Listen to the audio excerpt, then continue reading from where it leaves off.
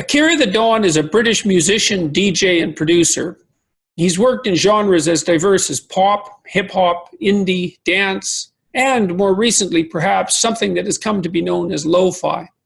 For reasons that have been quite surprising to me, Akira has been making lo-fi tracks, also known as Meaningwave, a combination of metered spoken word and music chosen for its emotional and conceptual appropriateness, from some of my sayings and my talks. They have been reasonably well listened to, garnering maybe 1 million views over the 10 or 15 or so that he has posted on YouTube. The two main albums, 12 Rules for Life and JBP Wave Genesis, have elicited more than 1 million streams each on Spotify. And that doesn't include iTunes and other content providers of the same type. The third album, oriented around my words, will be entitled JBP Wave Paradise. It will be released a week today. Earlier this week, Akira also released a long single, 42 Rules for Life, based on the totality of the rules I had written for Quora several years ago. I think I'll feature that on today's podcast.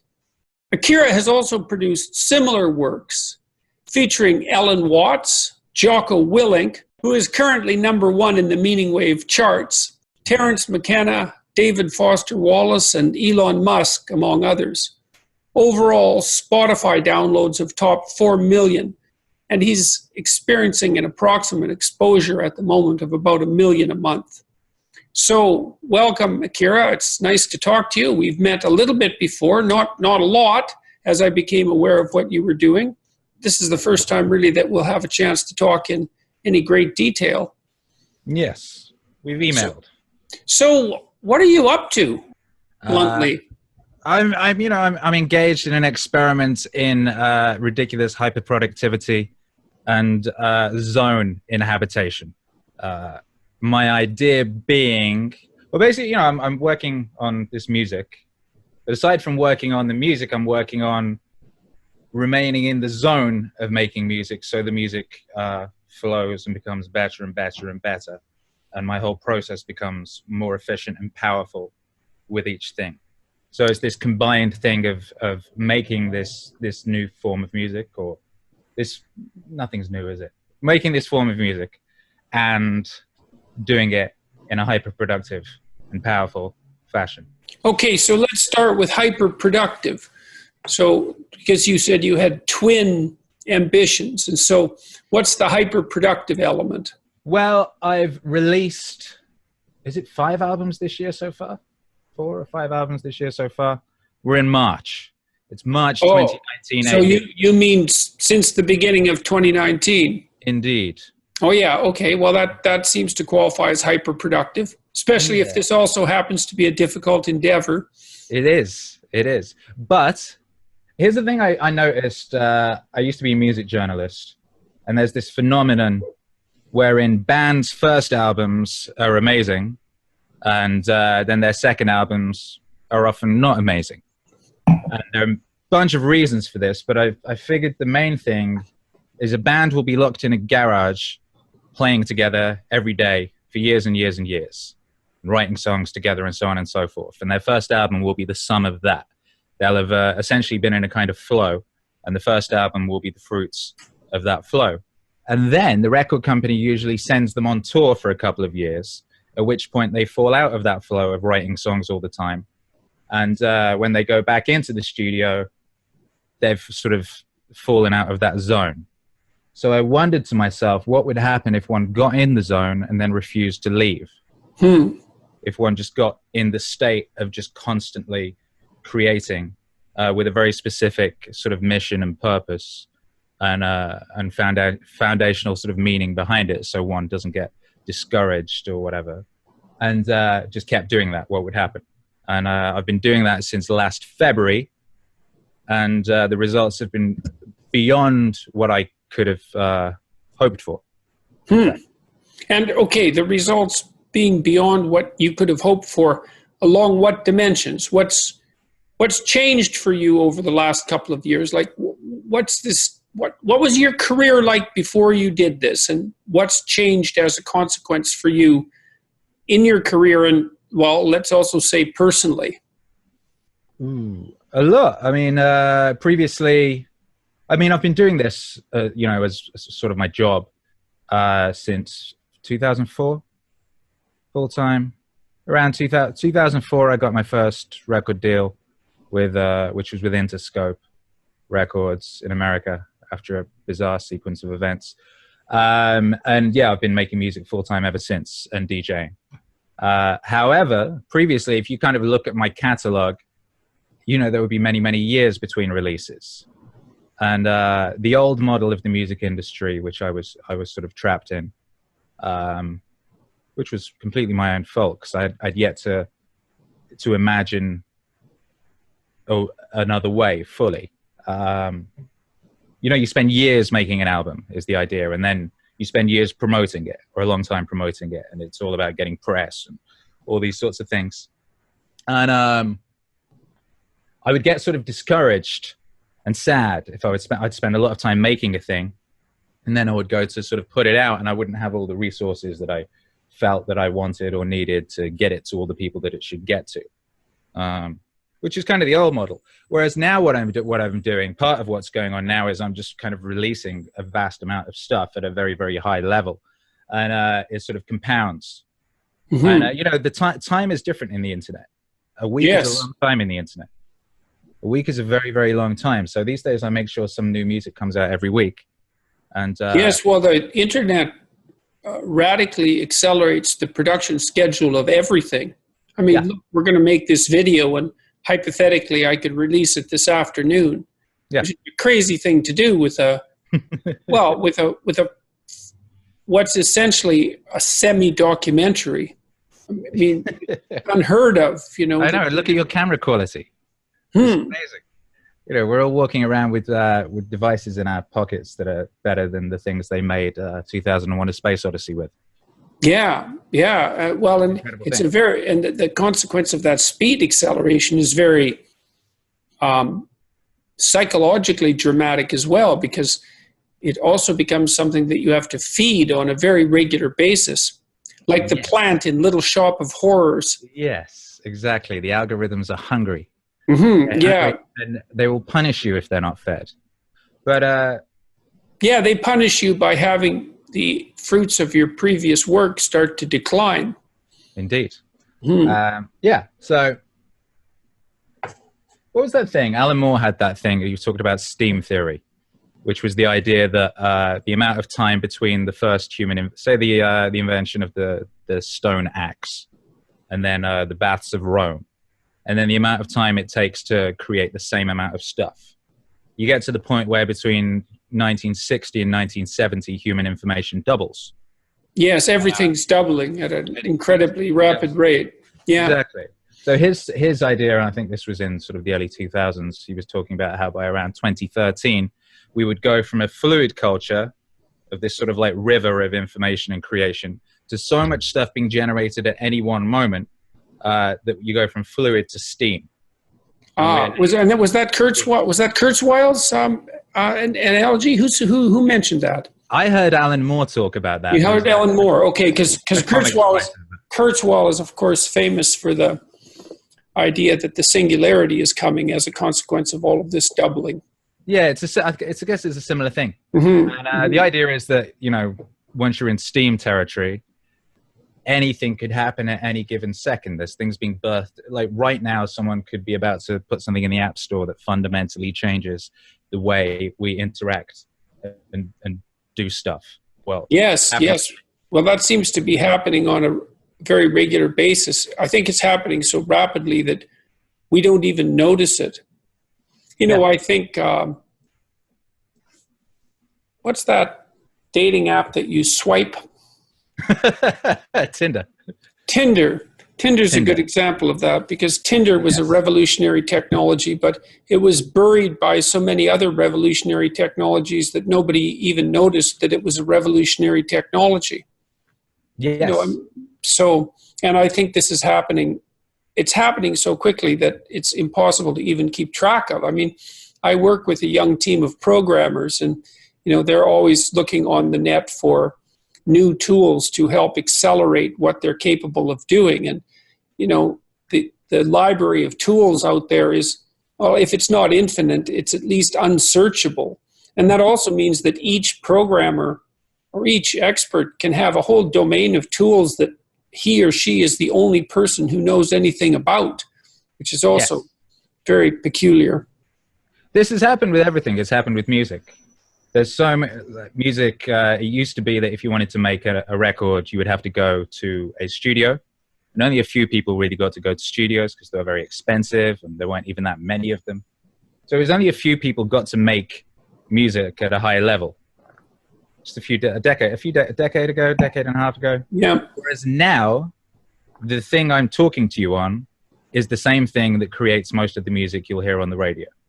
And then within that, there's this infinity of tools and ways of creating and manipulating sound that each person who does it has a unique stack of things that they use that's unique to them. Right. Well, the strange thing about what's happened with you, I would say, or one of the strange things I've noticed, I'm sure there's many strange things that have happened with you over the last while, but, you know, as the technology for putting music online increases in ease and accessibility, the sheer volume of music online also increases to the same degree. And then most people end up in it seems to produce hyper steep Pareto distributions where virtually everyone who puts content on the online gets pretty much zero attention. That would be especially true with music. And then a tiny fragment of people at the very pinnacle get volumes of attention that are essentially unimaginable. And you occupy kind of a strange mid territory, which must be rather rare. You know, I mean, by your numbers, I think they have to be regarded as successful, certainly in terms of volume. What does it mean to you in terms of monetization? And I ask this actually as a technical question because I know that monetizing creative production is an extraordinarily difficult thing to do. And so I'm wondering if you've had any success at that and how you're managing to keep body and soul together while you pursue this, what would you call it? Strange pathway. That's probably accurate. I suppose it is a strange pathway, but it's the only one that ever seemed viable to me. And for many years, it was very difficult. I've been doing this a long time, and I pioneered a lot of the way things work now. When I first got my first record deal, I had a website, and I was releasing mixtapes online. So I was releasing these kind of long form projects that involved songs and also cutting up bits of spoken audio and sort of sample collages and things. And I was releasing them online, and literally no one else was doing that at that point. And when I first worked with Interscope Records, their media department rang me up and asked me how the hell I was doing everything because they wanted to start rolling that out to all their other artists. So that was like 2004. And after I parted ways with the record label, I had to essentially kind of create my own industry. So I was releasing mixtapes and things and t-shirts and all that sort of stuff. Streaming didn't exist at that point. We're now at the point where streaming can make money.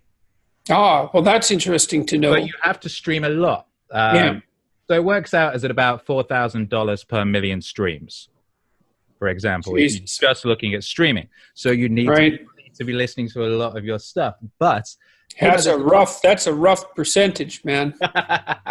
But you think about all the, how many people there are in the world, and this insatiable hunger that people have for music. Yeah, people are never going to not want to listen to music, and if you keep giving them good music that that they love and connect with, they will always listen to it. And there's increasing, there's so many more places people hear music now than they used to. Music's in everything. Every video, every film, every experience, every avenue, every Instagram story, every aspect of our culture has a soundtrack, and increasingly. And as we strive boldly into the future, I envisage people essentially having personalized soundtracks everywhere they go. in every kind of instance. So, right. So you see a continually expanding market.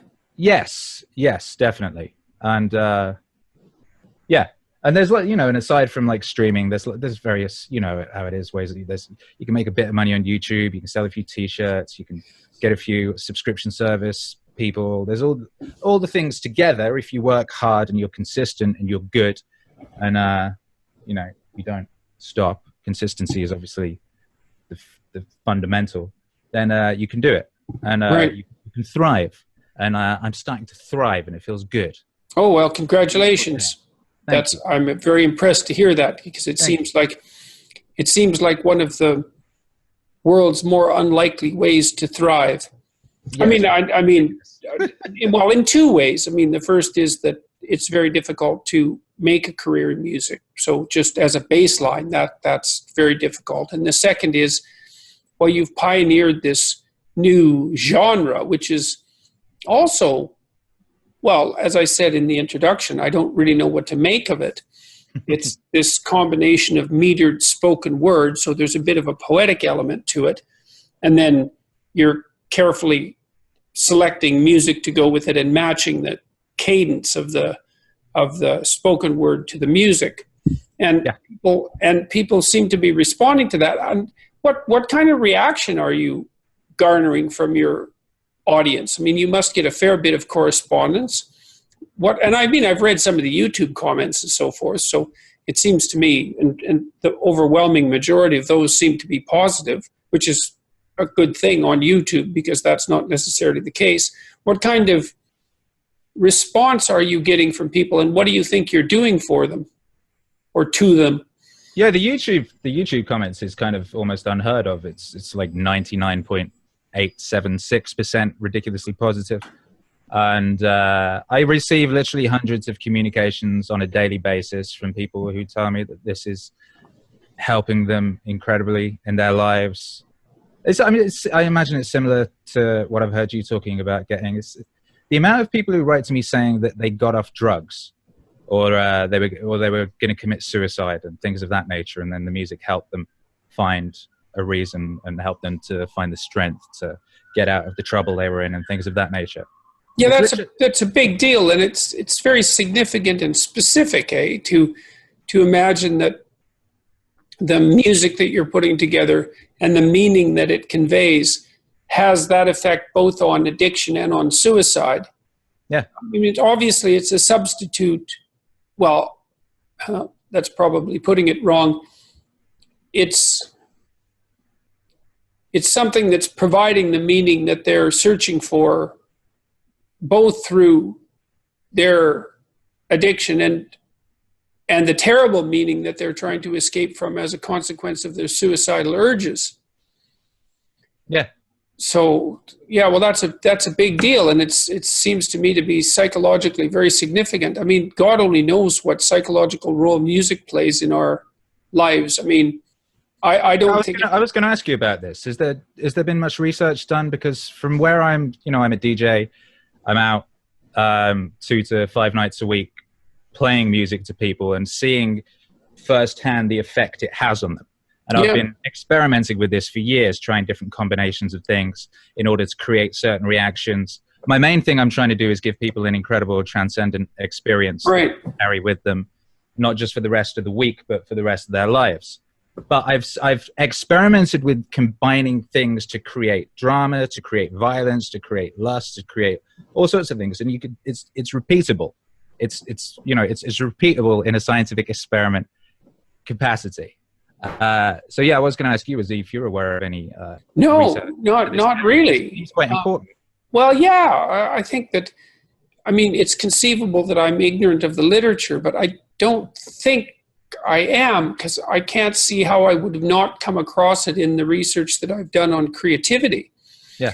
But the study of meaning as a phenomenon is a relatively new one. I mean, it emerged to the degree that it has emerged sort of out of in psychology, out of the literature on happiness and well-being. And of course, that's not the same thing. And it isn't obvious that people know how to do the experiments properly or to take the measurements properly. So, and I think there's also a proclivity among psychologists to devalue the psychological importance of cultural products. You know, lots of evolutionary psychologists, for example, believe that our ability to produce art and to produce music, let's say, visual art and music, is like a secondary consequence of something more fundamental. And I don't believe that. Like, I think people would literally die without music and drama and literature. I can't see that we could live. I don't think we could organize our minds without drama and literature. And I think that music is so crucial that it actually keeps people, it's one of the many things, it's one of the few things, that actually keep people sane, which is why it features so prominently in, well, let's say in church, in sacred celebrations. Yep. And in any activities where people gather together in groups for anything of any significance.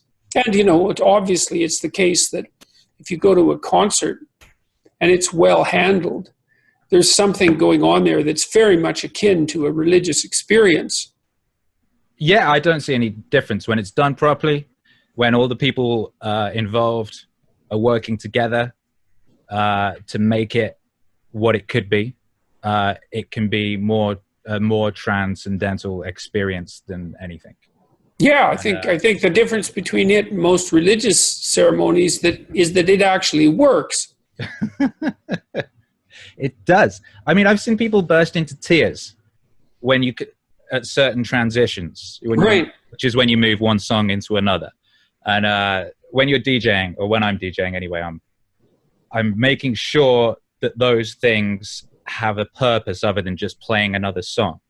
So the idea is that you're taking people on some sort of a journey, that you're telling a story from the beginning to the end of your set.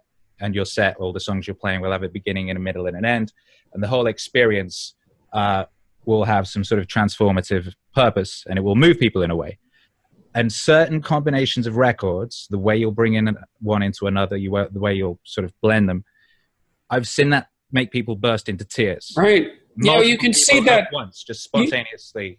You can see that sometimes with particularly good chord transitions too. Exactly. You know, there's something so deeply satisfying about the transformation of one pattern into another.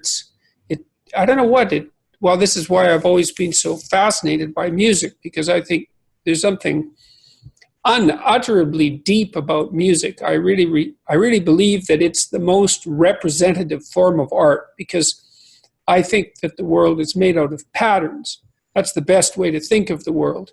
And those patterns vary in duration, you know, and we're always in search for the longer duration patterns because they're more reliable. And some of those patterns we can exploit, let's say, as tools, and some we avoid as obstacles, and the rest we try to intermingle harmoniously with our actions and our thoughts, so that the whole process turns into something that's symphonic, you know. And then you go to a music festival and you hear well arranged music in particular, because I think that's, and edited music.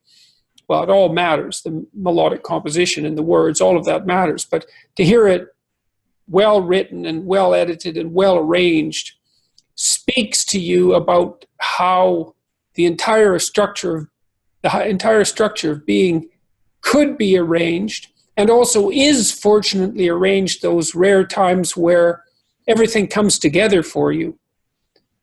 And so people need that experience, man. It reminds them of the potential harmony that things can attain. And that's not optional, especially if you're in a chaotic state. It's the truth I think it's the truth of everything. And that community, it's, what is it Stevie Wonder said? Music is the language we all speak. It's it's something we all understand. And no, that's true across the world, and I've seen that. And it's interesting how music will change from place to place, but the fundamental aspects of it are the same. And the fundamental need for it is the same. Yeah, it's absolutely fascinating that there's as many variations as there are languages, but we can understand all of them. I mean, our language has a musical element, right? If you listen to someone who's an interesting speaker, there's a lot of melody in their speech patterns. This is why I first made a sampled you, because I heard the melody in something you were saying, and I could instantly hear what the song was around it. There was a rhythm in it, there was a melody in it, the whole thing.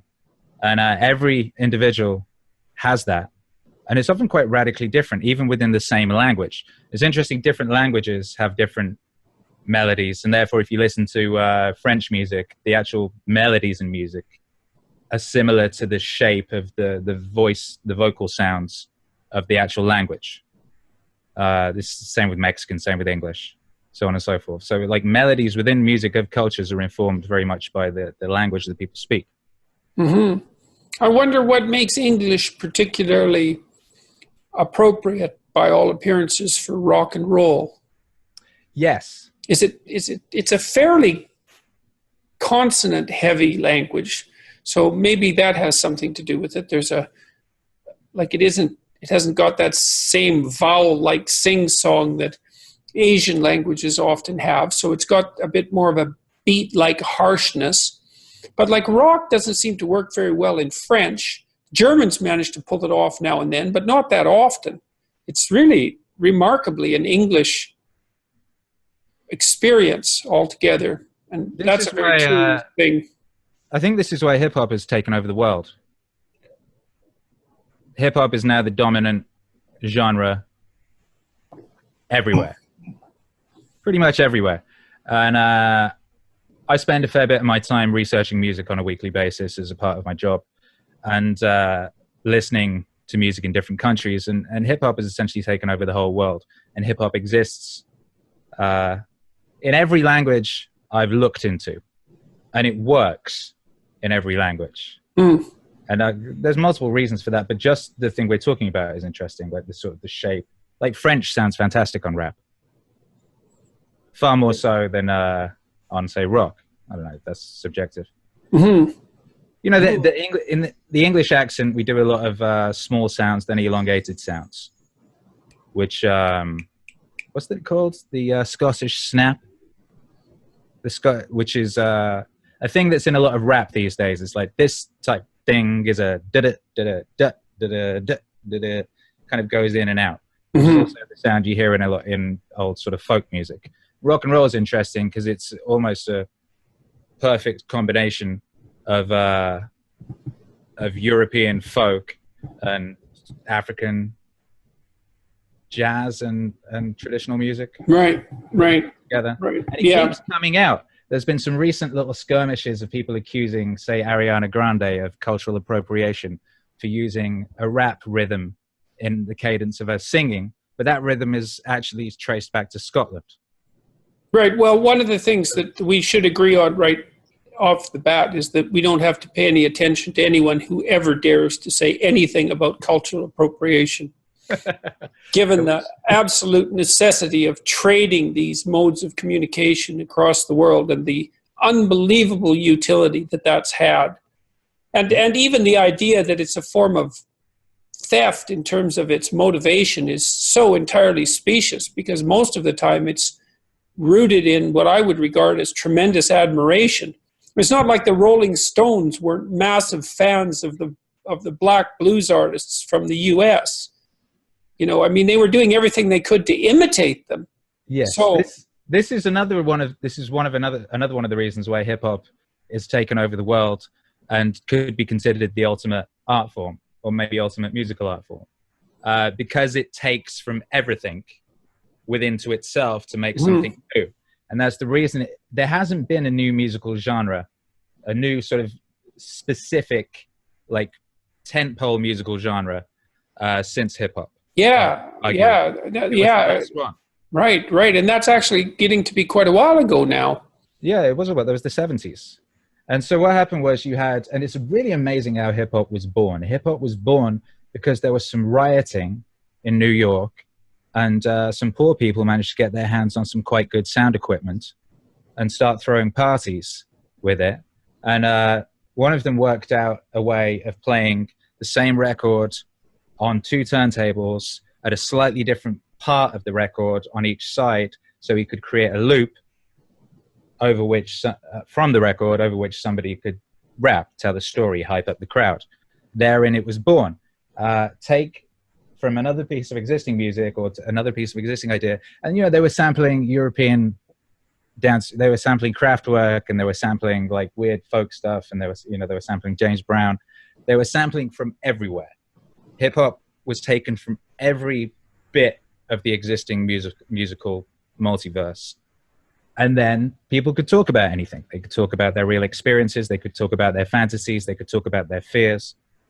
I remember Chuck D once saying that the core story in hip hop could be boiled down to as simple as I am, like I exist. Mm-hmm. Like the protest of it, or the call of the story is just like I exist, I'm here. And then the music is as culturally appropriative as possible.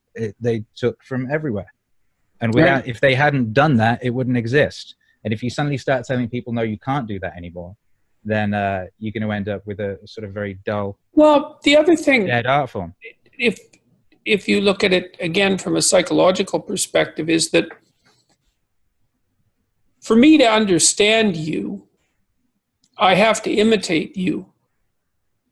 That's the ground of understanding. It's not like I listen to what you say and then think about it and then react, although I do that to some degree. It's that I watch you. I look at what you're looking at. I listen to the cadence of your voice. I adjust my body so that it's in accordance with yours.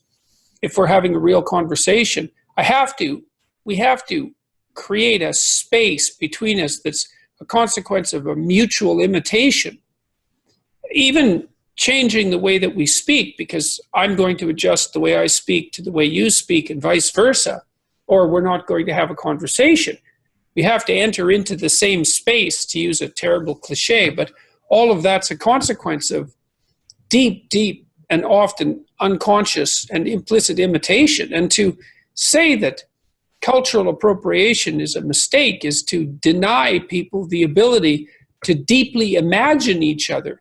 Because there are conversations going on now that a man should never write a woman's role, or a white person should never write a black person's role. It's like, well, all you're doing is forbidding the creator to project him or herself into the landscape of that other person and try to truly, not just empathy, it's way deeper than empathy, to try to live out their experience to the best of their imaginative ability in a deep way, and maybe one that can be communicated with other people. Like maybe a white guy who writes about black experience, and he's careful about it, can bridge a gap that no other person can bridge. And even though it might not be 100% accurate, and not to say that biography itself or autobiography itself is ever 100% accurate, it's the best we can do with regards to climbing inside someone else's skull and attempting to truly walk a mile in their shoes, let's say.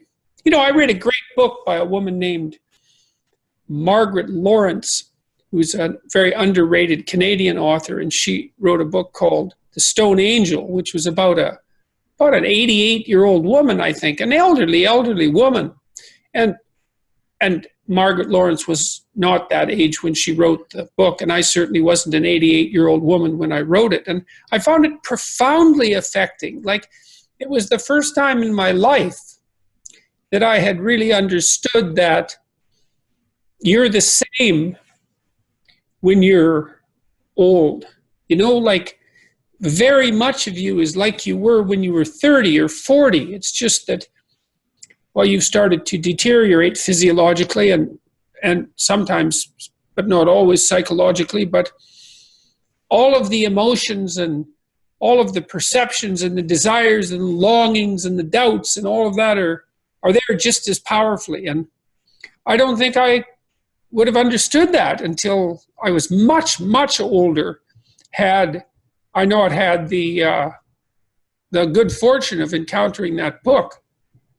So I think that the people who are discussing cultural appropriation, I truly believe that they hate art, because that is art, man. That's take from the best of everything and see if you can go one step farther. Yeah, they just haven't thought it through, because the end result of that is that you can only write. Basically, you only have autobiography. You couldn't have a comic book unless it was written by a team of 30 people if it contained 30 characters. It means putting everyone back into their little boxes and not allowed to integrate with the world. It means that no one knows. Right, exactly that. And it means that art dies. Well, I think that's the point of the complaint, is that there's a true hatred for art that lurks underneath that, and a desire for it to be replaced by a kind of propaganda. I mean, even if you wrote autobiography, you wouldn't be able to write about anyone else. Yes, exactly. You know, there's a lot of people complaining about modern art and you know, the assault on beauty, or this war on beauty, this kind of rejection of skill and obviously transcendent greatness. In lieu of kind of like ugly things that remind us of that.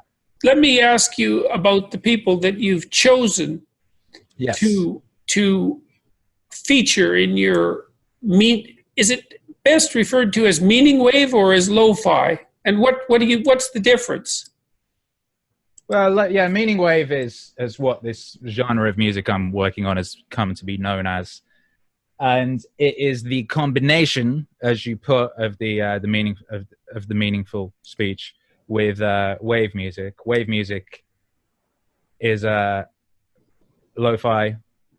It's trap. It's vapor trap. It's cloud rap. It's a bunch of different things, but they share a common aesthetic: vaporwave, things of that nature, which is amusingly a postmodern art form. Lo-fi just means low fidelity. So I've always made lo-fi because when I first started making hip hop, it sounded quite bad because I didn't know what I was doing. So it was quite low quality. Lo-fi just means, you know, maybe there's some record crackle, or maybe it's not the most polished sounding thing. It's not top 40 radio. It's not. I've been considering doing another project called Hi-Fi, which goes in the exact opposite direction and just goes pristine, clean, what have you. But anyway, so lo-fi is that. Meaningwave is where I took those musical forms and combined them with speech. And then did you see some advantages in the lo-fi approach apart from its initial technical simplicity? I've always loved that sound. I've always loved warm, analog, crackly sounds. I've always loved hip-hop. All lo-fi hip-hop is just hip-hop instrumentals without an emphasis on high-tech production, I would say. I see. So it means that. So do you think it's more comforting and welcoming to people? I mean, I've often been in buildings, you know, like modern buildings that are so perfect that the only thing that shouldn't be there is you. Indeed, yeah, it's a creepy feeling. Yeah, it is. It is a creepy feeling because, like, there's some degree of imperfection that seems to be age, wornness. Well, we heard this happen with music. So technology is what drives music always. The reason that music sounds like it does currently, a lot of it is to do with technology. There's a drum kit that's used on almost all music you'll hear on the radio, which is the 808 kit. And that's been kind of dominated music for the past 10 to 20 years. And the reason for that is because it sounds really as good coming out of a telephone as it does a club system. And the drum kits they were using before that just don't pop out of a phone in the same way. You can't really hear them. So until phones can more accurately reproduce low end, that drum kit will remain very popular. But what happened with music anyway, we saw it as the 80s, technology came in, computers came in, synthesizers came in, and it started getting really, really clean sounding. Like really, really clean. And then as people started working within computers and the music, oftentimes the music would never leave the computer. It'd be made on a Mac. It'd go through some fiber optic cables into someone else's Mac or into another phone. And it was that became that kind of cleanliness you were talking about, that kind of sterilized thing. And lo-fi reintroduces real-world analog elements to the thing, which brings a humanity and a nostalgia and a sort of tactile feeling that music had started to lose, which I think is why people love it. Yeah, well, there's something about analog instruments that have a singing quality that the electronic instruments, even at the highest end, lack. Like I notice when I'm playing the piano, which I'm not very good at, but I can do at least to some degree. If I play an electronic piano, every note is okay and all the chords are okay, but I can't get the whole instrument to sing. And then, like if the whole instrument is singing because of endless resonance, then you can start to overlay the chords on the resonance, and it makes the entire experience much richer and deeper. And that seems to me to be a very hard thing to duplicate on electronic instruments. Yeah, I think the limitless potential that technology has brought us is a wonderful, wonderful thing. But at the same time, we don't want to be throwing out the proverbial baby with proverbial bathwater and losing that foundational quality. So I think kind of a situation where you can have aspects of both working together harmoniously is optimal. And that's what I've been trying to do. So you get some of the messy complexity of analog with the perfection and like endless possibility of electronic. Yeah, there's stuff you can do with electronic that you cannot do with analog and physical. I can sample you playing the piano, and then I could go in there, and if I wanted, I could go in and change a chord. I could go in there and get the notes separated and move one of them around just to slightly change the chord. There's stuff we can do which blows my mind now. There's things coming out every week. AI has started, well, machine learning, they call it AI. Yeah. Has started to come into music production.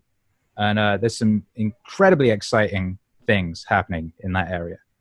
But the trick is, as always, is not to get carried away with these things and lose the foundational aspects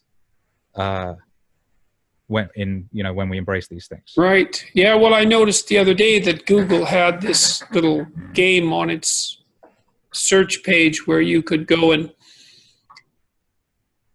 type in a simple melody on a note on a staff that they had provided, and then it would convert it to a Bach analog by analyzing 400 different Bach pieces and then determining how it would be chorded and how it would progress.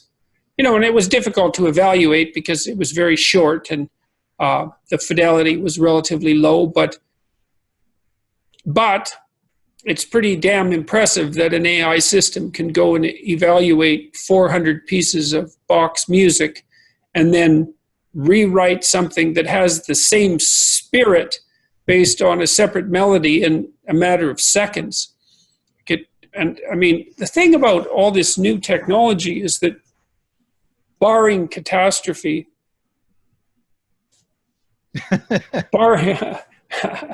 good time for everything to blur, I would say. Yeah. Barring catastrophe, it's all brand new. And it's going to be so much better in 20 years that we can't even imagine it. Because you kind of think, well, this is a new technology. And you think, well, it's new. It's like, and it's like finished in some sense. And we're so much at the infancy of this electronic revolution that it's almost impossible to even imagine. I'm very, very excited about where we will be in 20 years, just based off of watching my 6-year-old son, Hercules, play Minecraft with his best friend, Quincy, who lives in Canada. And these little kids creating these galaxies, creating these huge worlds, down from the smallest details of building little houses and putting beds in them and looking in the drawers, down to zooming out and creating like whole environments and things. And working together. And Quincy is very good at this kind of thinking and this kind of stuff, and Hercules is very good at a different kind of thing, and they just harmoniously come together to create this stuff within these supercomputers the size of a paperback. Right. So they're building whole worlds. Yeah, and a generation who've grown up with that just being default, just expecting to be able to imagine a thing and make it so. Mm-hmm.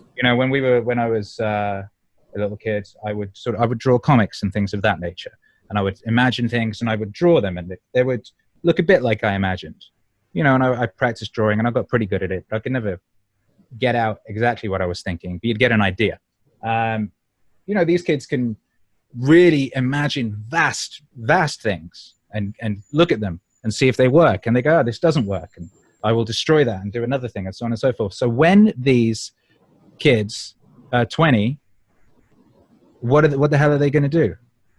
This is a generation whose expectation of being able to create what they imagine has no limits on it. A generation who, from as long as they could remember, all had a supercomputer that was the most powerful movie studio in existence, the most powerful recording studio, a magazine. You know, they can publish, they can talk to anyone in the world, they can publish to anyone in the world. They don't have limits on their creation. No, everybody's a media powerhouse. But also a problem-solving powerhouse in a way. And when they work together, that's what's really interesting. This, kids playing Minecraft together, they don't need to say, okay, you're good at this, you do that. They just work it out and then do it. And they go at a problem and they fix it. And yeah, I'm just really excited about what they're going to do. Do you look and watch what he creates? Yes. And it's beautiful. It's beautiful. Yeah. It's like, you know, Sistine Chapels, like you zoom out and it's fractals, and you zoom in and it's like he's made a little house for his buddy, or he's made a statue of his friend, or he's built a roller coaster, or whatever it is. And then he'll set it all on fire or something. He'll become the angry god, and he'll throw lava at the thing. But yeah, you know, because so many barriers that previous generations had are evaporating. And you have the, you know, the barriers of education, or the barriers, like I was talking about earlier. You only used to be able to have 12 rock stars at once because there were only 12 covers of Rolling Stone. Right. You know, so that's why Michael Jackson tried to get Prince destroyed. Or was it? Yeah, it was. Because, you know, it's like, well, there's only... Oh, no, first there was that, and then they kind of like joined forces against Terence Trent D'Arby. According to Terence Trent D'Arby, because Terence Trent D'Arby was a threat because he was like a third black guy. And you're only allowed to, and at that point, there was statistically only room for 2 black guys because of the amount of covers of Rolling Stone. Right. There's some limiting factor. Yeah, but that doesn't exist anymore. That doesn't exist anymore. There's nowadays you can be a cult person, like say Young Lean, who's a Swedish rapper that mainstream people wouldn't know of, but everything he releases gets millions of streams and views, and he can tour the world and live comfortably forever. You know, the barriers for education, you can learn everything you can learn online. Right. So now you have niche celebrities. Yeah. Which is very strange things. Yes. Because you wouldn't expect that to be a possibility, but with the massive, I mean, I think there's 2.5 billion people on YouTube, and God only knows what the total reach of the podcast networks are. And so you can have a pretty sizable following on any of those platforms and be invisible to the majority of the people who are on them. Yes. It's an incredible thing. You know, this is why they hate PewDiePie. God bless him. PewDiePie, it's amazing that you have a situation where the biggest person on the biggest online broadcasting platform is somehow underground and anti-establishment. Yeah. Well, I think I think it's evidence that this new media world is underground and anti-establishment in the most profound possible way. Like, yeah, I can't see how broadcast television can possibly survive YouTube. No, it's dead. And this is another reason I'm very excited about this generation, because not only is this generation got this Minecraft limitless potential, actualization, incredible computer skills, coding skills. He's learning to code, young Hercules, 6 years old, just so that he can create portals in Minecraft and open a portal to another dimension. The fact that he's interested in opening portals to other dimensions and has that as a thing in his vocabulary is incredible. But then you combine that with this complete disdain for mainstream media or those sorts of systems. It's like, what is going to happen? What are they going to do? I guess one question that raises for me is, what is it that's going to hold us together? You know, I mean, one of the things, and this might just be the, what would you call it, nostalgia of someone who's old enough to have a certain amount of nostalgia. I mean, with the limited broadcast means that we had when I grew up, you know, I had 3 television channels when I grew up, at least to begin with, and one of them was in French, so it didn't really count. And a limited number of radio stations and so forth, and newspapers. There was a continually emergent consensus about what constituted the real, you know, in the social and political realm at least, and even in the physical world to some degree. And part of that, I think, was that many of those venues of communication were actually very carefully vetted and edited. You know, and I would say Time magazine would have fallen into that category because it was quite a magazine in its heyday, you know, 1/4 of an inch thick and almost nothing but solid text, very carefully written. And you could quibble about the biases and accuracy of the reporters, but they seemed to be professionals and they seemed to be well supervised and well regulated. And of course, there's danger in over supervision and hyper regulation. But what seems to happen now is that it's almost possible, and maybe this is what the postmodernists were imagining, you know, in some sense, or intuiting, that we were entering a world where there would be so many different interpretations of what was real that virtually everyone could extract out from the endless stream of communication that construction of the world that seemed to suit them best, for better or worse. And there's a fragmentation that goes along with that seems to me to be, well, maybe dangerous. Is it dangerous enough to be driving some of the nihilism that seems evident and some of the ideological rigidity? Yeah, nihilism was an unavoidable byproduct of the line of questioning that humans were going down. But I think they're starting to come out of that. And that's another thing in this this new generation I'm seeing is a swing back against nihilism. Yeah, you think, and so yeah, well, that would account for the popularity of the Meaningwave. And so, what makes you confident in that? I mean, I'm hoping very much that you're correct in your assumption, but what makes you confident in that? Well, I think it's historically visible that you always see this. People always react against their parents and so on and so forth. There's always that pendulum swing backward and forward. It's like, as you said, it's always these patterns. An observable pattern, which I've been aware of since I was a kid, is the 7-year cycle from punk to psychedelia, which swings backwards and forwards like a ticking clock, and it has done my whole life. And so that's sort of like a swing between complexity and simplicity, or all right, think about it this way: complexity and rawness. Yeah, well, I mean, it's a cultural phenomenon, but a great deal of what occurs is downstream from culture. So if you think the sort of the late 80s, we had a summer of love of sorts. We had a hippie period. Acid house music was going. People were dressing in bright colors. Things were all combining together, rap and dance and all these things. And people were taking MDMA and acid and stuff of that nature. Rave culture was a big thing. Then it swung back into punky nihilisticness. And this happens in the colors people wear, what people dress. It suddenly went into Nirvana, talking about killing like misery. And it went into Britpop in the UK. Things became more conservative in their sonics and the clothes styles were people wearing. And then it went psychedelic again. To the point, I was thinking about this earlier. I was like, oh my God, they actually legalized mushrooms in London at the year I calculated to be the peak of that particular 7-year psychedelic cycle. Then it swung back again. Music went into emo. Then it went back again. The more recent one, 2013, was the peak of the more recent psychedelic-y thing. we had Odd Future as the biggest rap group, people wearing tie-dye. Everyone, drugs-wise, it was Molly, which is MDMA again. And then it swung back into nihilism. And it's kind of like the, you know, those pirate ship rides.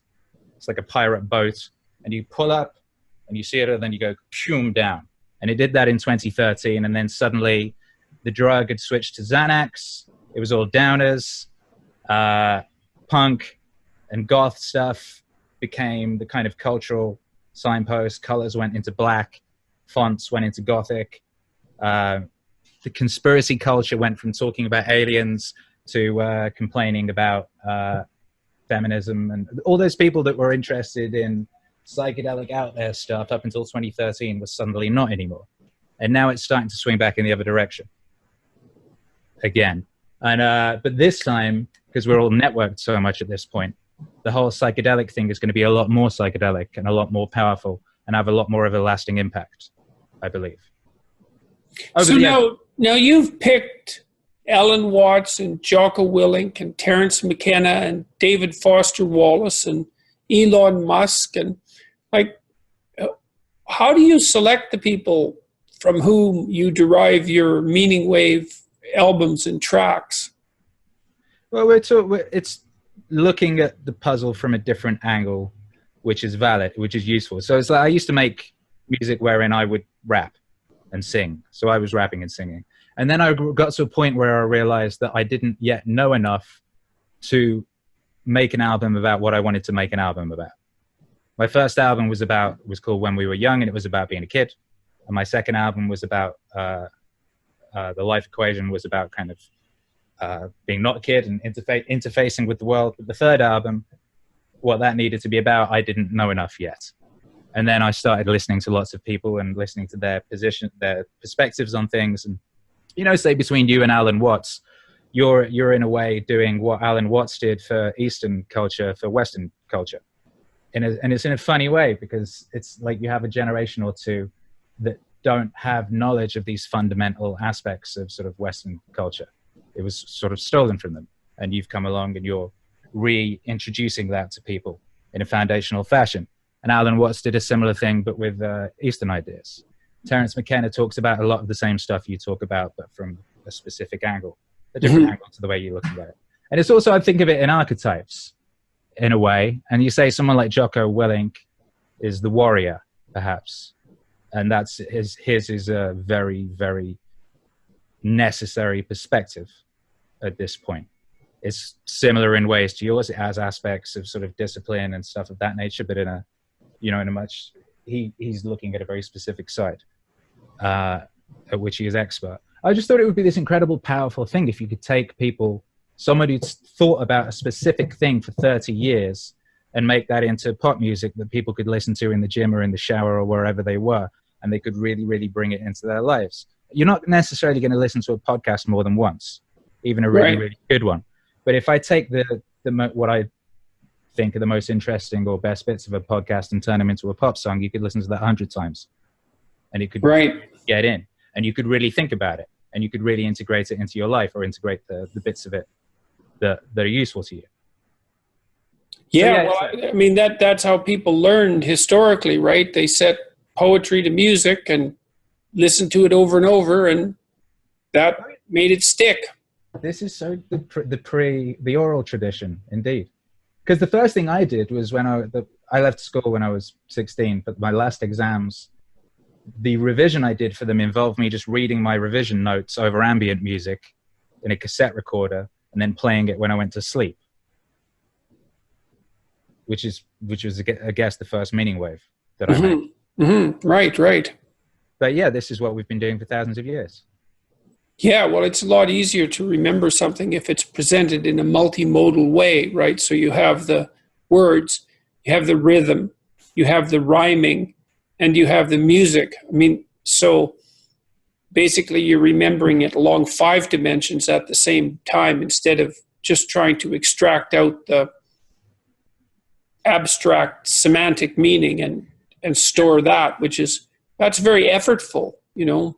And I'm not even sure you can do it without going through those first stages. Which stages?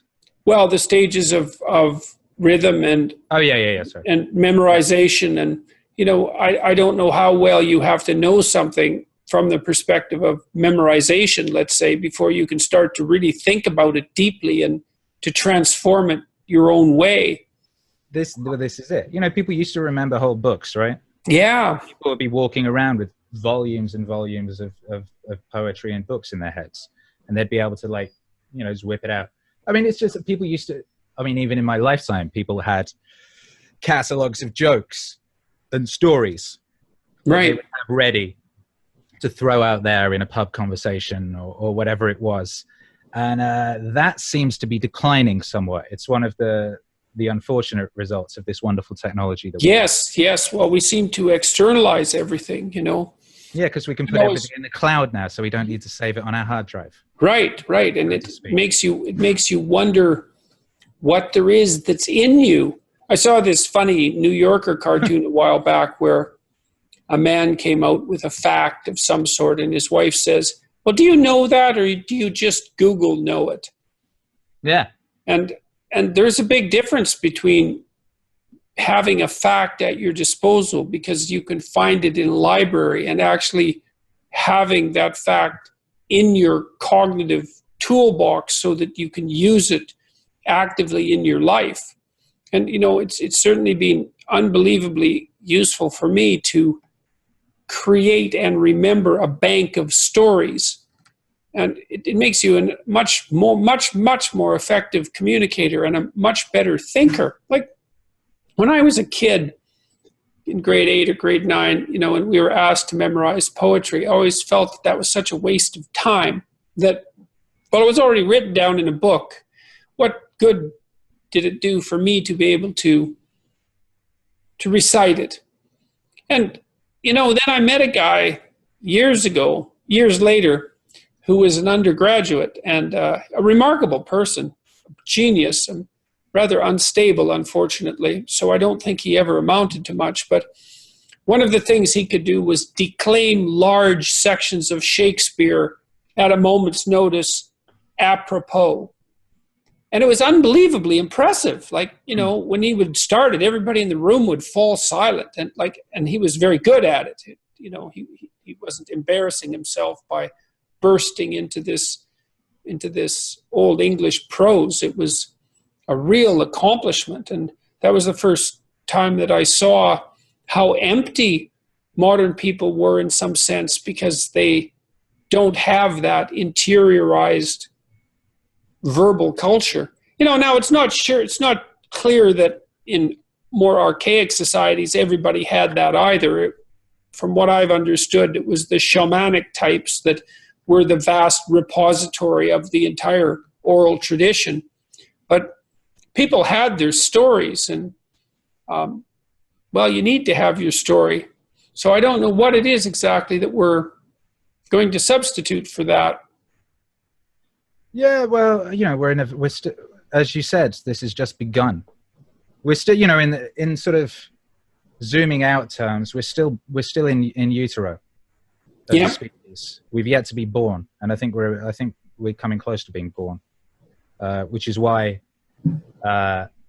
everything is the way it is, and it's such a heightened. It's just an incredible period of history to exist in at this point. You could have been born at any time, and for most of human history, you'd have been suffering away unless you were some kind of lord, and even then, you'd have had wooden teeth if you were really lucky.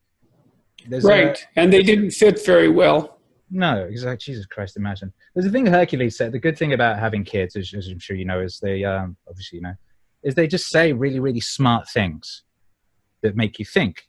And Hercules, there's a thing in Minecraft where you have survival mode and creative mode. In survival mode, nighttime comes and the monsters come out to get you, and you have to go hide in your house and hope that the monsters don't get you. And there are limitations on you. And in creative mode, there aren't these limitations, and you can fly and you can build and play. And Hercules just turns around to me, not seemingly inspired by anything that just happened, and said, "Dad, I wish it could be creative mode in real life, just for one day, because really we're in survival mode, and we have to eat, and we have to work and die." He goes, "I would just love it to be creative mode and just fly into the sky and play just for one day." Hmm. And I thought, what a beautiful thing. And then I thought, but hang on, this is actually what we're doing. Right. About a week later, I thought that.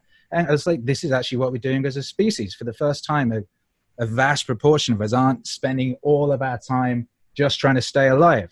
We're in creative mode. Yes, at least some of the time. And that's something Yes, to be exactly. very grateful for, because That's as you incredible. said, it's really, well, it's unbelievably new. It's crazily new. I mean, people. So where does that lead? God, who knows, eh?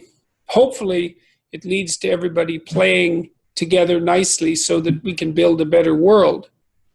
You know, and I would say there's a reasonable amount of evidence that that's occurring. I mean, for all of its catastrophic problems, the internet works pretty well.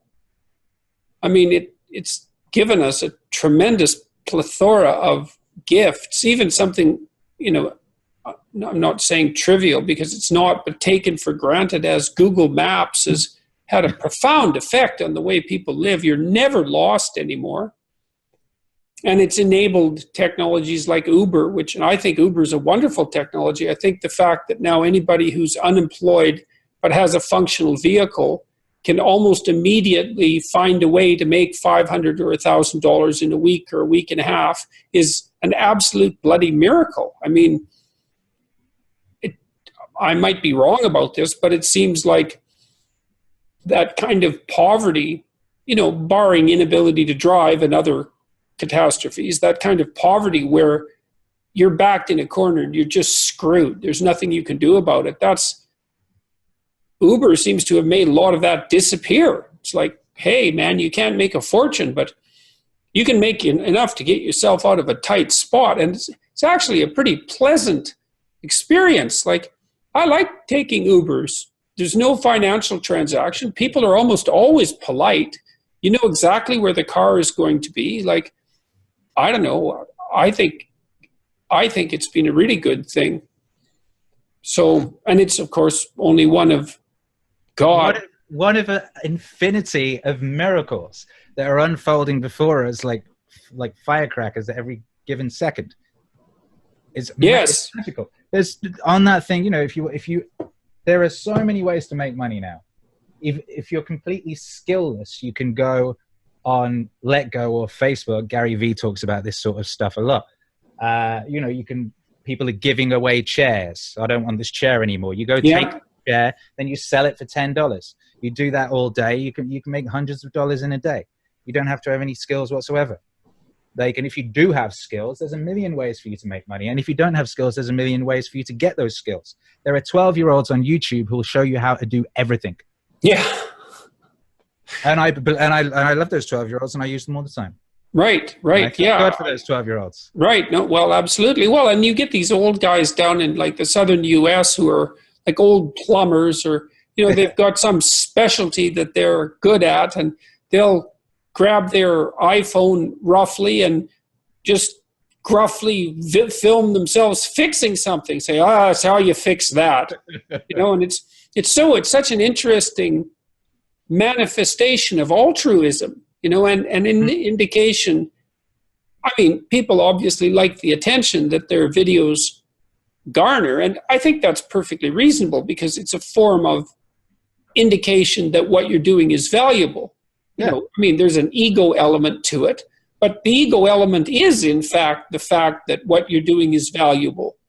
And it's so cool that people will take the extra effort. Like, I was installing a stereo in this old car of mine a while back, and, you know, it was a pretty old car, like 11 or 12 years, and somebody had put up a video about how to install the stereo in the car, and I would have never figured it out. That specific car, yeah. I would have never figured it out because there was hidden screws and all sorts of weird things that needed to be known. And the guy didn't have to do it. You know, it was just good of him to do it. And it certainly saved me a lot of time and energy. So that was quite wonderful. Yeah, it would be really something if part of what the coming technological revolution enabled us to do would be to play, and to play more effectively in a way that would translate into real world results. You know, and it it's conceivable that that's one of the consequences. I mean, all these people that are learning to code and learning to use computers in a sophisticated way. I mean, God, they're just, the Chinese graduate more engineers every year than the Americans have engineers. What's this other thing that's coming down the pipeline is this Babelfish thing. This translation technology, which is already bloody good. But in a few years, it's going to be seamless. Yeah. I will be able to talk to you and you will be speaking a different language, shall we say. And instantly that will be translated to me. And I'll be able to have a conversation with you in my language and we'll understand each other. So that means that Twitter opens up to China. And, well, I mean, government's allowing. But you know what I mean? Like these sorts of current online community experiences we have open up to the world. And it also means that trade opens up to the world. And it also means all that information you're talking about opens up to the world. Because now you don't just watch the video of the guy in Ohio, you watch the video of the guy in Tokyo or wherever. Right, yeah. And you understand it. And suddenly the sum of human knowledge and experience and usefulness is shared with everybody. Right. Yes, it's quite well, unfortunately, at the same time, the sum of human foolishness and impulsivity as well, which is, yes. I guess par for the course, but something that we're trying to desperately learn how to manage. Hey, just out of curiosity, how long would it take you to queue up 42 Rules for Life? How do you mean? Oh, as in start playing it? Yeah. Would this be a good across time? This connection? Yeah. Why not? Why not, DJ Peterson? Let's do it, man. Let's play some of it. Tell the truth. Or at least don't lie.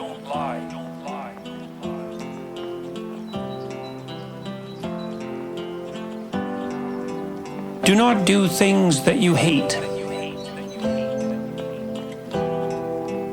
Act so that you can tell the truth about how you act. Pursue what is meaningful, not what is expedient. If you have to choose, be the one who does things instead of the one who is seen to do things. Pay attention. Assume that the person you are listening to might know something you need to know. Listen to them hard enough so that they will share it with you. Plan and work diligently to maintain the romance in your relationships.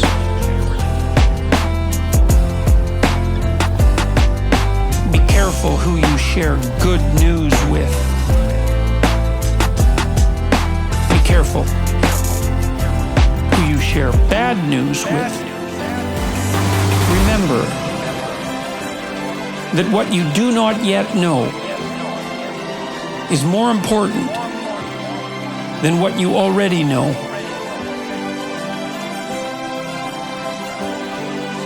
Be grateful.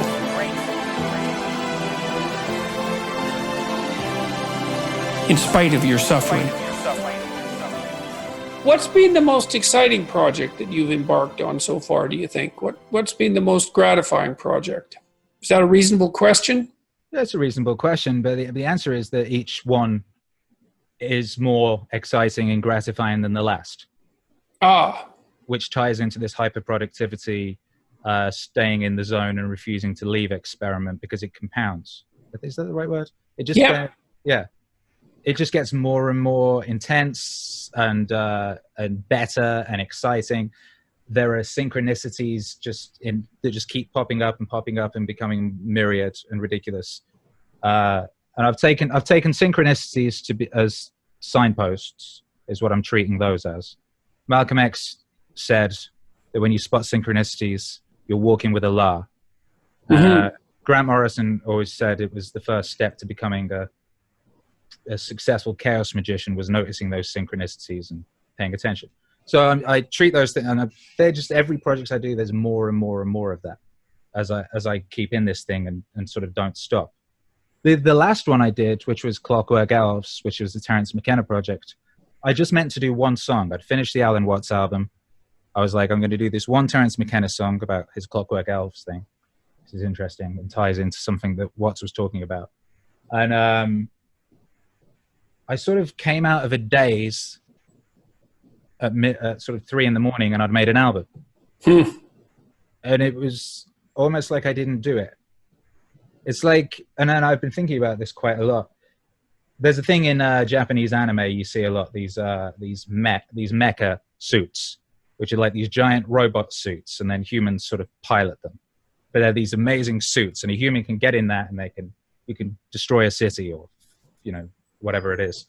I kind of feel that when you're doing this stuff, optimizing yourself in this fashion, becoming really, really good at a thing, becoming really proficient, cutting out areas of wastefulness, becoming this finely tuned machine.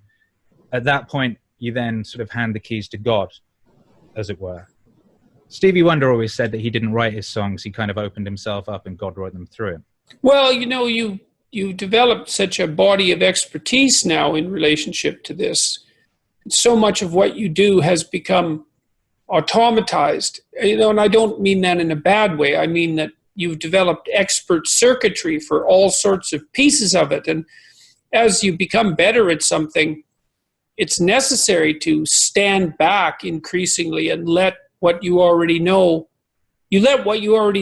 dominate you and take you over. And then you add a creative bend and twist here and there to stop it from being merely rote. You know, like someone who's great at playing a cello, you know, they have every technique down perfectly, but they bend and twist each note consciously to add something new to it. When you hit that zone, it does mean that, well, everything that you've worked at to that point is starting to run automatically. And there is an experience of harmony, I would say, with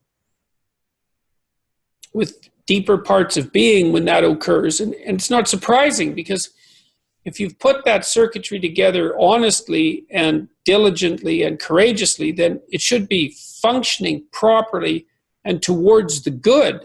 And so when you're in the throes of that, if you're fortunate, then there should be almost nothing about that isn't good.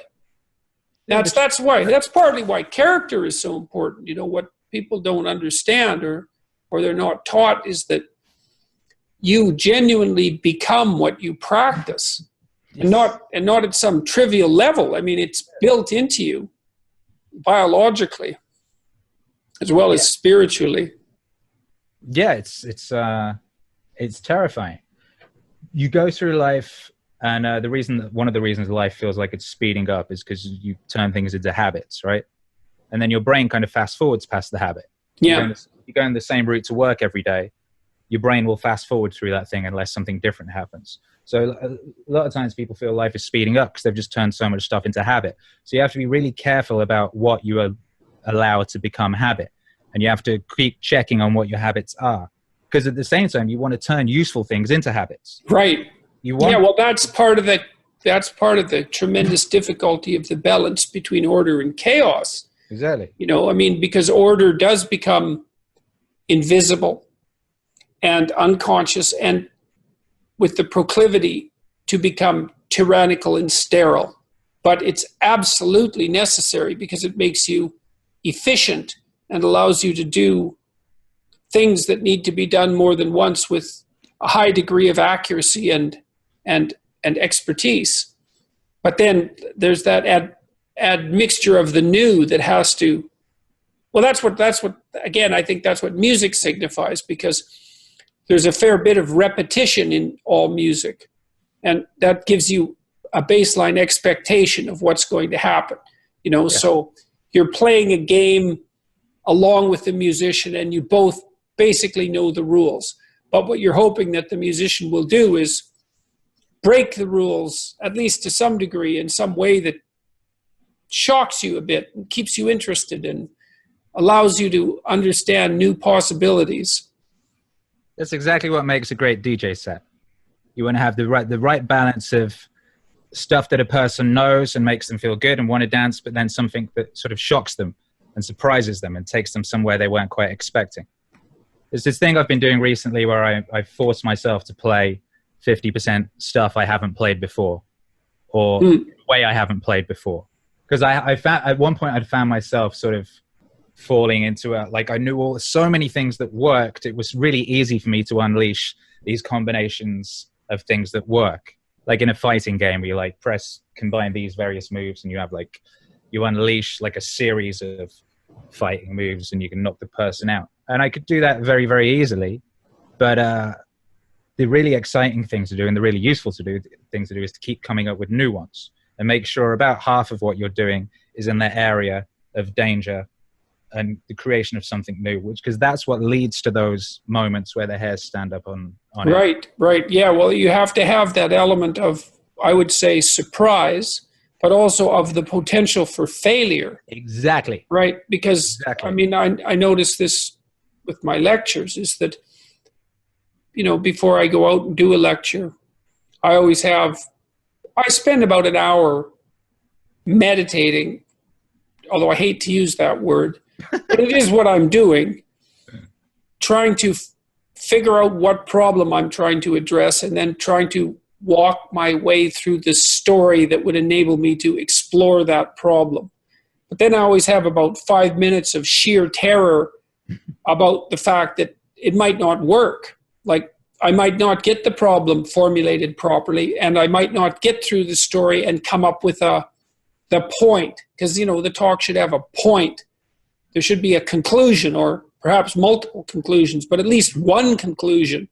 And because I mix enough of what's new in each lecture, it isn't obvious to me that that's necessarily going to happen. Now, I've been fortunate so far, and it's happened each time I've lectured publicly.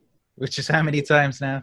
Oh, well, for the 12 Rules for Life tour, it's 150 cities. And so I'm becoming somewhat confident in my ability to manage it, because I've done lectures when I was, barely feeling able to drag myself onto the stage. And once I'm on there and warm up a bit, it goes well. And yeah, I think part of that too, and maybe you experience this as a DJ, like I really feel that it's a privilege to be up in front of the audience, and it's also a challenge to get them on board, right? Because we're all trying to be in the same place at the same time, doing the same thing. And you have to have a real sympathy for your audience in the deepest way. You have to identify with your audience. I think you have to feel yourself as part of your audience rather than the person who's, say, lecturing to the audience before you can bring everyone along. Because it can't exactly be a top-down thing. No, it has to be a participatory thing. Well, I always think of it in terms of this kind of like energy triangle or something. It's like you give off this thing and then it comes back to you and then it goes back around again, and it's this right that's going on. Even if it's obviously unspoken in a DJ capacity. You're not having a conversation with words, but you're giving them something. They're giving you energy in return in response to what you give them, and then you build it and so on and so forth. Yeah, that's it. It's a positive feedback loop, eh? Yes, exactly. And you can, those can go out of control, but if you can keep them modulated. That's why I had to stop drinking. Because my reason for drinking while DJing that I'd given to myself is, well, I need to be on the same level as my crowd. They're all drunk. So I should be a little bit drunk. But then you get your thing distorted. And there's all, well, as we know, there's all sorts of problems with drinking. And the nightlife industry is... Oh, yeah, it's notorious. Functioning alcoholics. Oh, definitely. Well, it's no wonder.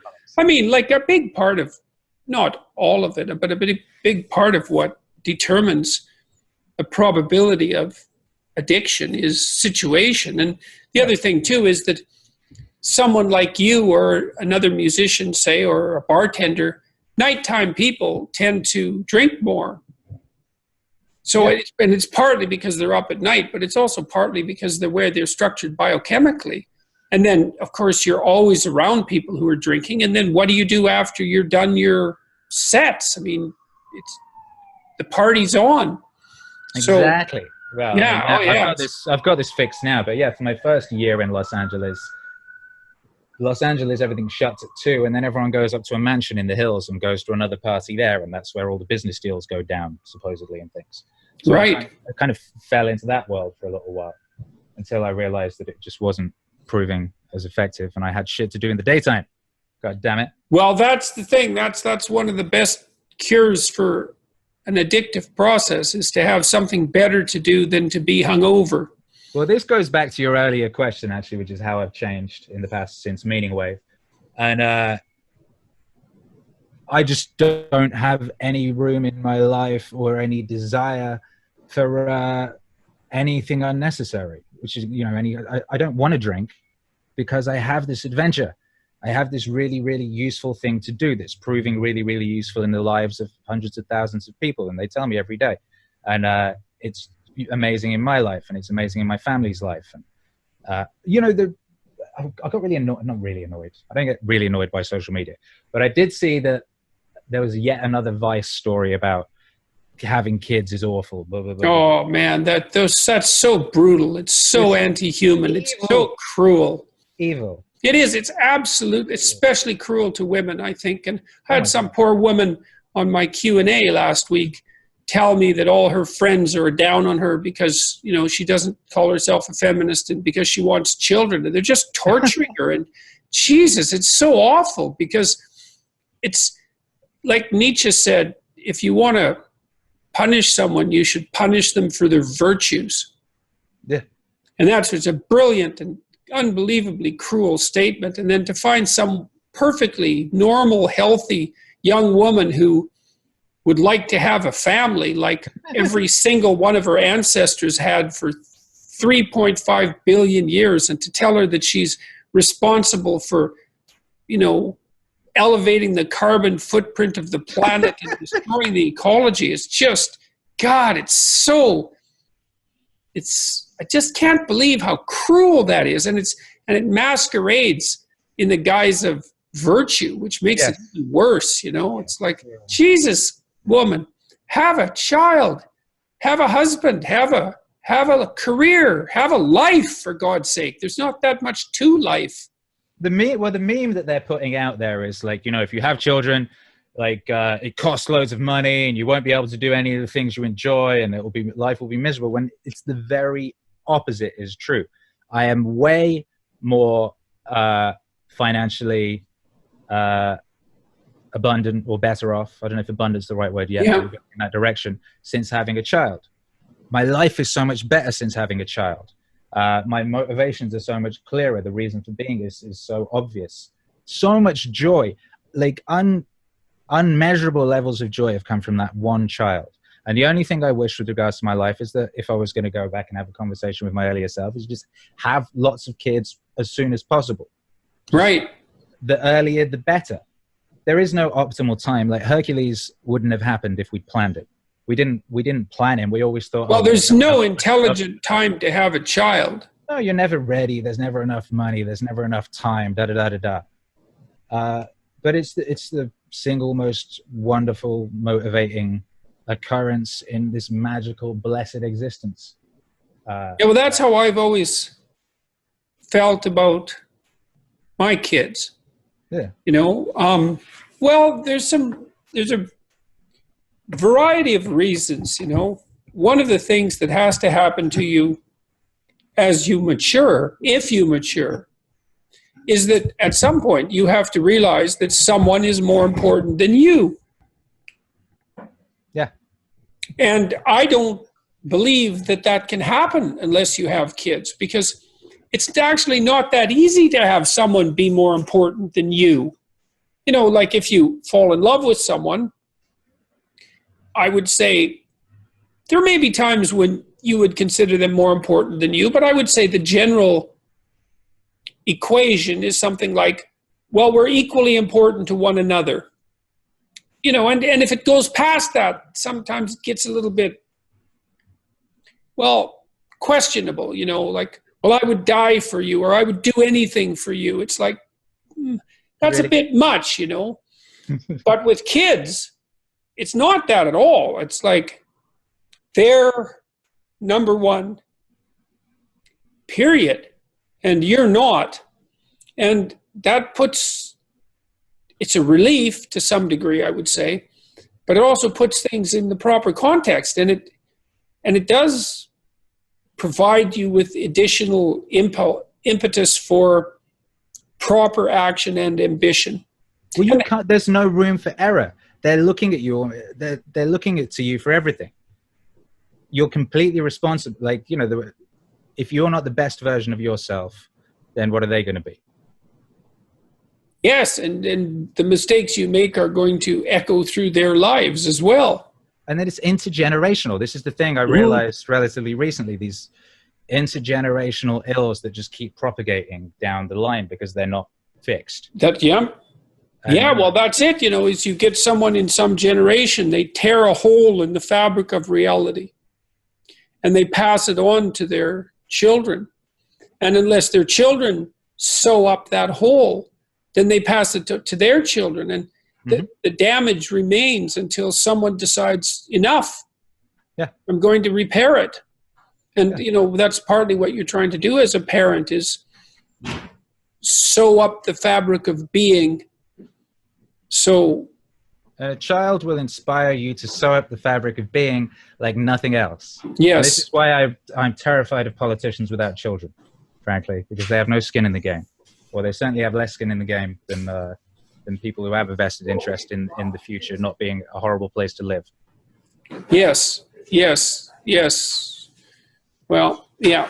Well, I'm to any women or men who are listening out there that are of the proper age, I would say, don't let the naysayers and the pessimists and the gloom purveyors and those who dare to compare human beings to a cancer on the face of the planet dissuade you from having children. This is what the bad guys say in movies. That's what Agent Smith said in The Matrix. He was the villain. And this ideology is the ideology of villains. It's a very, very strange thing. And, they believe themselves to be virtuous. And people who believe themselves to be virtuous are terrifying because they will do any kind of evil because they think they're goody-goodies. And that's a terrifying thing. But as we were talking about earlier, I'm very excited about the future because the new generation is going to react directly against that. The most punk rock thing you can do in 2019 is get married and have a child and take your life seriously and be nice and be civil. God, wouldn't it be something if that was the case? That's what I think this is what's going to happen. I think this is what's blossoming. I think we're going to have a generation of radical, wholesome Mr. Rogerses. Well, I think you're the most optimistic person that I've talked to for a long time. I mean, I talked to Steven Pinker, and he's optimistic in a much more detached way because he thinks that the data indicates that economically things are improving at a very rapid rate. But you're speaking of something more akin to a psychological transformation. Yes, I am. And this is just based on observations. But I believe this. And there's a lot that could go wrong. We're at the best time to be alive in recorded human history, obviously. We're also at the most dangerous time because it could all collapse. Right. Everything, this wonderful miracle that we inhabit, I get to walk outside and no one throws a brick at my head. Right. Yes. Which it's you have to be sure that one of the hallmarks of wisdom is to understand that if you could walk outside and no one throws a brick at your head, that's actually a miracle. Yeah, it is. I know this. And, because I grew up somewhere where people used to throw bricks at my head. So I'm aware. What was that all about? No, I grew up in North Wales, and I was like the only person like me. I was the only person who liked music and stuff of that nature, and everyone thought I was an insane weirdo. So I was in fights every day of my life. And people are very brutal in the UK, certainly compared to Los Angeles, to America, where people are very nice, compared to the brutality of that region of the world. And I think it's to do with the climate. It's a cold grey rock. And the other thing actually is in America, everyone operates under the foundational assumption that anyone could be president. So, you know, you have a service culture and waitresses are nice to you. Whereas in the UK, people operate under this assumption that there is a monarchy, which means there's a level that you could never get to or beyond, which means that there's this kind of weird unspoken thing that you're scum. So everyone's a bit bitter and twisted because of that, I think, in the UK. But yeah, anyway, I had quite a sort of tough upbringing, and people were very, very mean. And I'm very, very aware of the capacity for nastiness in species and horror. Which so when I say things like this about where I think we're going, this isn't out of any kind of naivety. Right. Capacity of humans. I know full well what humans are capable of. And, yeah, well, that's good, because optimism without the underlying wise pessimism is useless, because you're not taking the seriousness of the problem with sufficient gravity, because it's a serious problem. Yes, we have some very serious problems. How old were you when you started dissociating with creative people and sort of found your own crowd? Well, this goes back to what we were talking about earlier. So when I was young, I thought I was the only person like me on Earth. I thought, you know, I was just a strange creature, and that life might be this awful forever. But I sort of, you know, granted, I left school at 16. I left home at 16, and left little sleepy little Wales and went to a big city. And that's when I started finding people like me. Right. So you needed to get out to the city. Yeah, I had to leave home and move to a different country. Right. Yeah, well, you know, that's one of the later in life. Well, that's one of the issues of being high in creativity, you know, is that it's not that common, and you have to find your niche. And if you live in a small place, there may not be any other people like you. And so you are going to be marked out as someone who's strange, because you are strange by the dint of your creative capacity. It's virtually the defining characteristic of creativity. The thing is, now you can go online and find loads of people like you. Right. And you could make art with them, and you could send files backwards and forwards, and you could create things. And also, so I'm interested to see what that does as well. Yeah, well, it certainly does mean that people of specific talents, rare talents, can find themselves in ways that they never could before. Now, it also means that people of spare and rare pathology can also find themselves, and that seems to cause a certain amount of trouble, but I don't see how it would be possible to get one without the other. Yes, this is the thing. For every one of these amazing solutions we find, or these wonderful gifts, there's a shadow side. Of course. We have to deal with. And that's the main thing, right? Is that we just work out how to deal with it. And okay, so two more questions, I guess. One would be, what has been the shadow side of what you've been doing? Like with working with this Meaningwave. You're much more well-known than you were. Has that had an effect on your life other than a positive one? And what's been the price that you've paid for this? You know, it hasn't been so bad so far. You know, the usual, some people really, really don't like you, for example.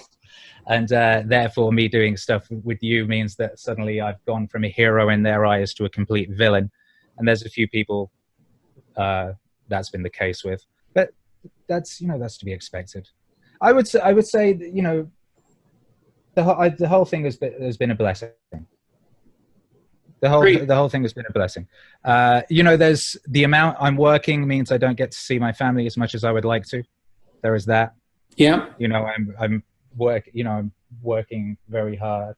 But the time we have together is that much more precious, and we're working together, very much together, and we're supporting each other, and you know, we see this as a useful and helpful endeavor to be engaged in. And how much time are you spending working a day?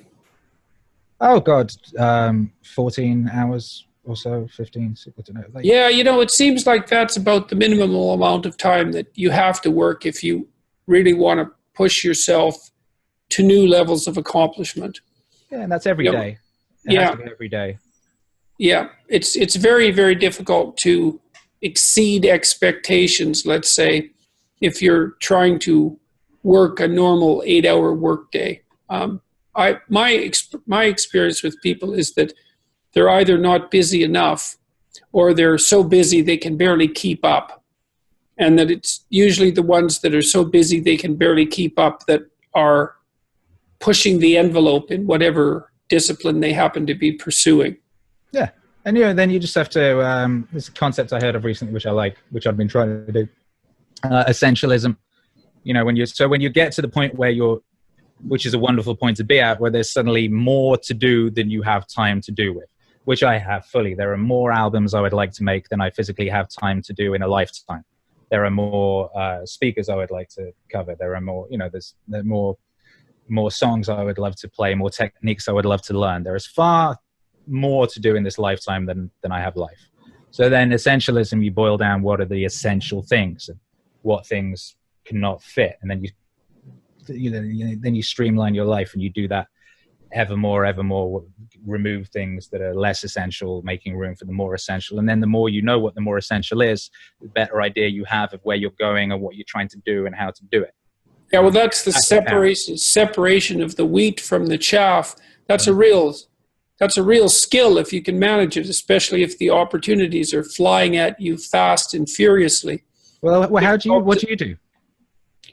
You presumably have more than you could possibly hope to achieve. Well, I do a certain amount of flailing about, I would say. Luckily what's happened is that as I've become better known, and I think this is an element of that synchronism that you described earlier, is that fortunately, with each leap in notoriety or popularity, I've had people show up who offered to take certain tasks off my plate, in professional relationships. And I've been fortunate that the majority of those people have been very competent. And I do delegate. Like, my hiring ethos is, you want this job? Okay, do it. I'm not going to micromanage you. If you can do it, man, great. Right. More power to you. Hopefully you can do it better than me. And if you can't do it, well, then I'll have to find someone else. Or we'll have to find you a different place, because there's just no point in you doing it. If you can't do it better than me, then that's no good. And that's the ideal thing in life, is everything you're not the best at, delegate that to someone who is the best at that. Right. Focus on the stuff that you're the best at. at. Right. And then you can also continue to do more things. And, I would say my wife and I have been fairly ruthless, well, and my daughter as well, probably my son as well, in the communication we've had about the people we've hired over the last 3 or 4 years, because the time pressure is so intense. If you can do the job, man, we're thrilled to have you. But if you have 3 or 4 chances and you can't do it, then we just stop working with you immediately, because we don't have any time for error. No. And the costs of the errors are too great. So, but you can delegate. So it's a difficult thing to learn to do. It took me a long time to be able to let go, because I did everything myself for so long. I taught myself how to do every aspect of this sort of business, from graphic design to making the videos to recording to everything. Right. Letting go of that was a hard thing to learn to do. Now I'm very happy to do that. And if I can find someone who can do something better than me, then wonderful. I would much rather than that. But it did take a while. It's part of the whole ego. Well, you have to also master it to some degree before you're capable of determining whether the person that you've pulled in as a replacement actually knows how to do it. Yeah, this is true. So there is that work that you have to do yourself before you're capable of delegating and evaluating the consequences. Okay, so last question, I think. What's going to happen to you over the next year? Who knows? I'm going to work very hard. Okay. I'm going to get better. I'm going to stick to the plan I set, and the hyper productivity and results of this will compound. So where this leads, who knows? But right. I do know that I will make great music, and it will be useful in a great many people's lives. Right. So you've got a strategy. Yes. And what do you like about the hyperproductivity? I mean, one of the things you said was that, well, you don't have time to drink. You don't have time to waste time. And there is something really useful about hyperproductivity in that regard, is that it does force you to dispense with everything that's damaging and non-essential, because you just don't have the time. But is there anything else about the hyperproductivity that you've found, let's say, psychologically significant or useful? I mean, the thing is, I started the hyperproductivity thing exactly the same time I started the Carnivore Diet. So sometimes I'm not sure which is causing what. I used to, about once a month, go into a kind of deep depression for a few days, which my wife would call my funk. I'm a very optimistic, happy person normally, but then there would be a little bit where I was kind of the opposite. I haven't had that since. Wow, congratulations. How long has that been? That's 13 months. And what else I wasn't going to ask you about the diet, but now I'm going to. What's happened to you because of the carnivore diet? Well, I lost all my unnecessary body fat. How much was that? I think I went from like 160 to 146, and I've stayed at 146 about since. And that happened pretty quickly. Like, the first part of it was in days. Like, my face changed within a few days. You have this bloat, I guess, which goes. Inflammation, likely, eh? Yes, all that sort of thing. I used to have like sort of psoriasis, and that went. I used to have like, my tongue was all messed up, and that sorted itself out. I used to have bleeding gums, and that's gone. That's gone, eh? That's interesting, because that went for me too. Yeah, I used to have like little bumps on my skin. You wouldn't really notice, but like close up, you would. That's all gone. I have very smooth skin now. I have very consistent high energy. I used to sort of oscillate, I guess. It's made a lot of, there's all those sorts of things. It's made life so much simpler, and hyperproductivity makes life so much simpler, because when you know that certain things have to be done without question, then there's no question. Right. You know, it's like, well, I can't go and do that thing because I'm going to do this. I've committed. Right. Well, that's the advantage of having a very well delineated aim, eh? Yes. And a purpose. You bet. Yes. It helps you separate what's necessary from what isn't necessary, and that is a genuine relief, no doubt about it. It's joyful. It's so much weight is cast off you. There's, someone asks you to do a thing, there's no debate. You either do it or you don't, based on what this aim is, what you're doing. Right. Same then applies to things like food. Like, one of the really annoying things in my life prior to the carnivore thing was like the daily, what are we having for dinner conversation? And the annoyances related to that, which is completely gone. I know what I'm having for dinner. I'm having a steak. And I know what I'm having for breakfast, and the same thing, and I know what I'm drinking. I'm drinking water, and I know how I'm going to feel. That I know I'm not going to suddenly be sleepy or bloated or weird after eating something. I'm going to be the same high energy, purposeful. That's a major plus. So congratulations on that. That's a huge beneficial transformation. So let's end with this. What do you think you're doing with this? What's I know that you have an aim and an ambition. You're making this music. You're making yourself hyper-productive. You're concentrating on this Meaningwave. But underneath all that, there must be like an invisible or an implicit ambition, something like that, a deep ambition. What's your most profound hope for what you're engaged in? Personally, I would like to become the best version of myself possible. The Dragon Ball X sort of final form type thing, the transformations that you go through, and there's these levels of you. I want to get to the nuke level.